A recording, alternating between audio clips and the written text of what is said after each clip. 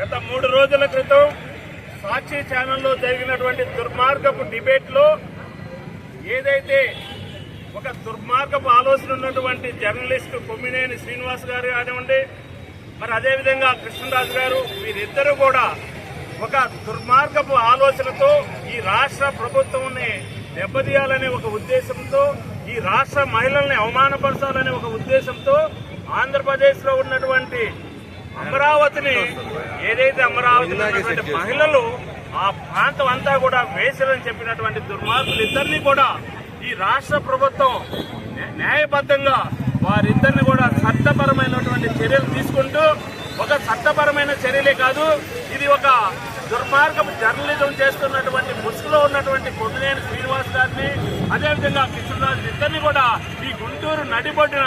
నేరపరంగా చేసినటువంటి వ్యక్తుల్ని చట్టపరంగా ఉరి తీయాలని చెప్పేసి మేమందరం కూడా డిమాండ్ చేస్తా ఉన్నాము. అలాంటి దుర్మార్గుల్ని మరొకసారి ఎప్పుడు కూడా సాక్షి ఛానల్ మేనేజ్మెంట్ అయినటువంటి భారతి గారు, ఒక బాధ్యతాయుతమైనటువంటి పదవిలో ఉన్నటువంటి మేనేజ్మెంట్ ఉన్నటువంటి ఆమె చట్టపరంగా వారి మీద కూడా చర్యలు తీసుకుని ఇమీడియట్గా వాళ్ళిద్దరిని కూడా ఆ యొక్క